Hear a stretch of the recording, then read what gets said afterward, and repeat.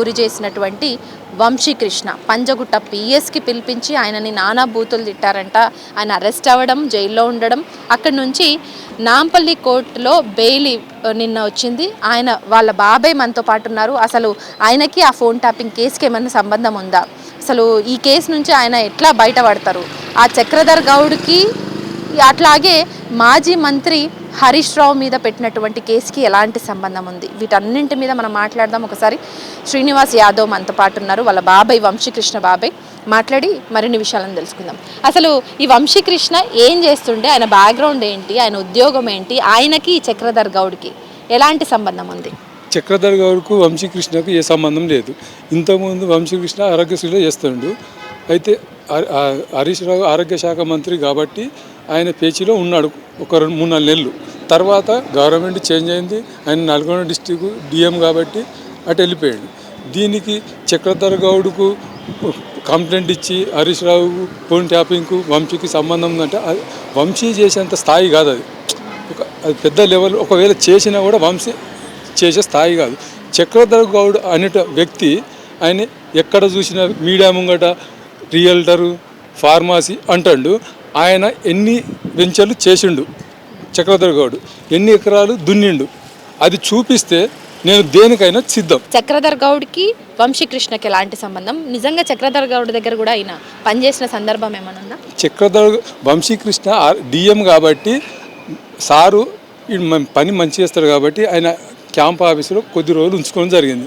చక్రధర్ అనే వ్యక్తి ఇంతకుముందు ముఖపరిచయం ఉండే, కొన్ని రోజులు పనిచేసిండు. ఆయన చేసే ఫ్రాడింగ్ నచ్చక ఈయన పక్కకు జరిగాడు. మా వంశీ ఏం బిజినెస్ చేస్తాడు అనేది మనకు అది మంచి పద్ధతి కాదని చెప్పి మా వంశీ ఆయన పక్కకు జరిగాడు. ఆయన దగ్గరికి పోలేదు. ఇక ఆ రోజు నుంచి చక్రధర్కు వంశీకి ఎలాంటి సంబంధం లేదు. చక్రధర్ అంటే వంశీకి ఎలాంటి కోపం లేదు. ఆయన చేసే పని నచ్చక మంచితనంగా పక్కకు జరిగాడు. మంచితనమే ఈరోజు ఆయన కొంప ముంచింది అనుకోవచ్చా? ఎందుకంటే అప్పుడు కంప్లైంట్ ఇవ్వకపోవడమే ఈరోజు ఆయన మీద కంప్లైంట్ రేజ్ చేసి ఎంక్వైరీ చేసి ఆయనని నానా విధాలుగా హింసించి జైల్లో పెట్టే కాడికి తీసుకొచ్చిండ్రు అనుకో. నేను కూడా ఉన్నా మేడం. ఈ 3 సార్లు 4 సార్లు ఎంక్వైరీకి రమ్మంటే రాత్రి అంటే రాత్రి, ప్రొద్దున అంటే ప్రొద్దున, ఏ టైం అంటే ఆ టైం వచ్చి మేము ఎంక్వైరీకి వచ్చిండు.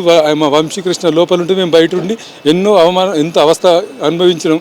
వాళ్ళ భార్య ఇట్లా ఊరికి పోయి వాళ్ళ అమ్మగారింటికి పోయి వస్తే, ఒకటికి వస్తే రాత్రి 2 దాకా కూడా ఎంక్వైరీ పేరుతోని వాళ్ళకు పిల్లలకు కనీసం పాలు తాగిన ఛాన్స్ లేకుండా మస్తు ఇబ్బంది పెట్టారు. సో ఇప్పుడు కూడా తనకి ఎవరి మీద ఎలాంటి కోపం లేదు, కానీ తన తండ్రి చనిపోయినటువంటి తండ్రిని అట్లాగే తన తల్లిని తిట్టిర్రు, చాలా దుర్భషలాడిర్రు, చాలా బూతులు నేను పేపర్ ముఖంగా టీవీ ముఖంగా చెప్పాలని అలాంటి మాటలు మాట్లాడిర్రు పోలీసులు అంటున్నారు. నిజంగా పోలీసులకు అలాంటి అథారిటీ ఎవరిచ్చిర్రంటారు? ఆ బూతులు తిట్టడం కావచ్చు అంటే నిబంధనలకు విరుద్ధంగా ఎందుకు వ్యవహరిస్తున్నట్టు? First of all madam, Vamshi అనే వ్యక్తి మా అబ్బాయి ఇంతవరకు పోలీసులు అంటే కానీ ఏ లొల్లి కానీ ఇంతవరకు ఎరకలే. ఆయన పుట్టినప్పటి నుంచి ఇప్పటి వరకు కూడా, మ్యారేజ్ అయినప్పటికి కూడా అసలు లేదు. వాళ్ళకి ఏ అలవాటు లేవు. ప్రజల ఒకసారి మా ఏరియాకి వస్తే చేస్తాయి, మా పిల్లలు ఎక్కడ చదువుకున్నారు, ఎక్కడ ఉన్నారు, వాళ్ళు ఆ ఏరియాలో ఉన్నారా లేదా అన్నట్టు ఉంటారు. ఇప్పుడు వీళ్ళ విషయంలో మా కుటుంబం మొత్తం రోడ్డున పడ్డది. మాకు ఇప్పుడు చెప్పిండు కదా అన్ని లక్షలు సంపాదించినని. ఇప్పటికీ ఆయన బ్యాంక్ బ్యాలెన్స్ కానీ, ఆయన ఫోన్లో ప్రతిదీ ఉంటుంది, ఆయన ఏది అకౌంట్లలో ఉంటుంది, ఎన్ని డబ్బులున్నా చూడమని, ఎన్ని సంపాదించాలో చూడమని. ఆయనకి 2 పాపలు. కనీసము ఇప్పటికి కూడా మాకు కట్టుకున్న బిల్డింగ్ కూడా లేదు. నెలకు 35,000 ఏమి వస్తుంది మరి, 30,000-38,000 వస్తుంది ఆరోగ్యశ్రీలో. చాలామంది ఉంటారు మామూలుగా మార్కెట్లో. సో వంశీకృష్ణ మీదనే ఈ కేసు ఫైల్ చేయడానికి రీజన్స్ ఏమనుకుంటున్నారు మీరు? అది చక్రధర్ గౌడ్కి అప్పటి నుంచి పగనేనా? వంశీకృష్ణ తన దగ్గర వర్క్ చేసినప్పటి నుంచి? First of all Chakradhar Goud అంటే వంశీకి ఏం కోపం లేదు, ఆయనకు ఈయనంటే ఏం కోపం లేదు. వాళ్ళ రాజకీయ పరంగా ఏముందో తెలియదు, కానీ ఆరోగ్యశ్రీలో పనిచేసినప్పుడే సార్ గారు మా వంశీకి పరిచయం. అప్పటిదాకా కూడా ఈయనకు ఎలాంటి సంబంధం లేదు, ఆ ట్యాంపింగ్కి సంబంధం లేదు, దీనికి సంబంధం లేదు. నేను ఒక్కటి మీ నుంచి మనవి కోరుకుంటున్నా, పదే చెప్తున్నా, ఆయన ఖచ్చితంగా రియల్ ఎస్టేట్ ఎక్కడ చేసిండు, ఎన్ని వెంచర్లు చేసిండు. నేను కూడా కొంచెం రియల్ ఎస్టేట్ చేస్తా సిద్దిపేటలో నా అనుభవం ఉంది. ఎందుకంటే మేము మధ్యతరగతి కుటుంబం కదా, ఆయన చేసే వెంచర్లలో నాకు కూడా చెప్తే అమ్మితే నాకు కూడా కొంత డబ్బులు కూడా వస్తాయి కదా. ఆ ఆలోచనతో దయచేసి చక్రధర్ గౌడ్ ఆయన ఏం చేసింది, ఎన్ని వెంచర్లు చేసిండు, ఏమైనా అమ్మేటి ఫ్లాట్లు ఉన్నా చెప్పాలి, ఏడ ఎన్ని ఎకరాలు దున్నిండు, ఎన్ని ఎకరాలు ఫార్మసీ అన్నాడు కదా, ఆయన ఎన్ని కోట్లు సంపాదించాడు, అది మాత్రం ఖచ్చితంగా చెప్పాలి. సో ఫేక్ సిమ్ కార్డులతోటి వంశీకృష్ణ చాలా మందిని భయపెట్టించే ప్రయత్నం, భయభ్రాంతులకు గురి చేసే ప్రయత్నం చేస్తున్నారు. సో అంతర్గత ముఠాగా కూడా పనిచేస్తున్నారన్న ఒక అపవాదు పెట్టిర్రు. సో ఒక బాబాయ్గా మీరు ఏం చెప్తారు? వంశీకృష్ణ వ్యక్తిత్వం ఎట్లుంటుంది, ఆయన ఎట్లా మాట్లాడతారు, సన్నిహితులతో ఎట్లా ఉంటారు, ఆఫీస్లో ఎలా మెలుగుతుండే ఏంటి? మా ఏరియాకి వస్తే మా పిల్లల గురించి అడిగితే చెప్తారు. వాళ్ళు బయటి ప్రపంచం తెలియకుండా పెరిగిన వాళ్ళు, బయట ప్రపంచం అంటే వాళ్ళకి ఎరకలేదు, వాళ్ళకి సర్కిల్ కూడా లేదు.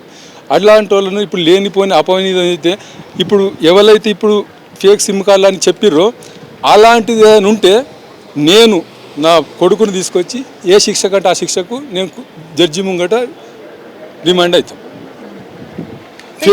ఇప్పుడు ఈయన మీద కేసు పెట్టిర్రు, నిన్న బెయిల్ వచ్చింది నాంపల్లి కోర్టు నుంచి. ఫర్దర్గా మళ్ళీ ఎంక్వైరీకి పిలుస్తుంటారు. సో మళ్ళీ హాజరవుతూ ఉండాలి కేసుకి కూడా పిలిచినప్పుడల్లా.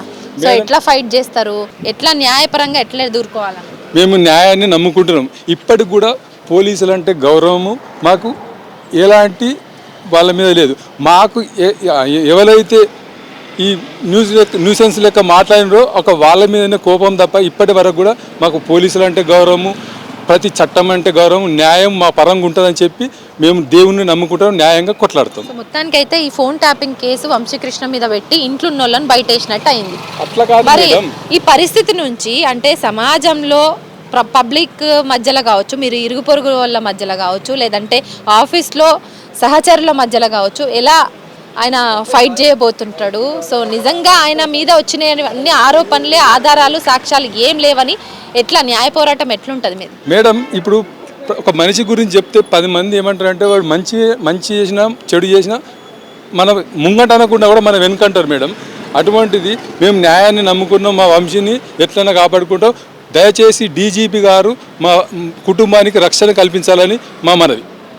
సో ఇప్పటికీ ఇంత జరిగినా కూడా పోలీసుల మీద చాలా వరకు నమ్మకం ఉంది. నా కొడుకు ఎలాంటి తప్పు చేయలేదు, ఎలాంటి వాటికి సంబంధించి ఎలాంటి సాక్ష్యాలు ఆధారాలు ఉన్నా కూడా నేను కూడా జడ్జి ముందు హాజరవుతాను అన్న ఒక మాటనైతే వాళ్ళ బాబాయ్గా తను ధీమా వ్యక్తం చేస్తున్నారు. సో ఫ్యూచర్లో మాత్రం న్యాయం జరుగుతుంది, న్యాయ పోరాటం మేము చేస్తాము. సో మేము సామాన్యమైన వ్యక్తులమే అయినప్పటికీ కూడా మా సహచరులు కావచ్చు, మా బంధుమిత్రులు కావచ్చు, సో పొలిటికల్ సపోర్ట్ అంటే ప్రతిపక్షాల సపోర్ట్ తీసుకొనైనా ఏ రకంగానైనా కూడా ఖచ్చితంగా మేము చేసింది ఏ తప్పు చేయలేదు అన్న సాక్ష్యాలను బయట పెట్టే తీరుతాము. డీజీపీ మీద కూడా మాకు నమ్మకం ఉంది. ఫర్దర్గా డీజీపీని కలిసే అవకాశాలు మాకు కల్పిస్తారనేసి డీజీపీని కలిసి తమకు జరిగినటువంటి అన్యాయాన్ని వివరించి న్యాయం చేసే విధంగా పోరాటం చేసే దిశగా వీళ్ళ అడుగులు ముందు ఉండబోతున్నాయి అనేసి కూడా తెలుస్తుంది. కెమెరా పర్సన్ రాజేష్తో హరిత, న్యూస్ లైన్ తెలుగు.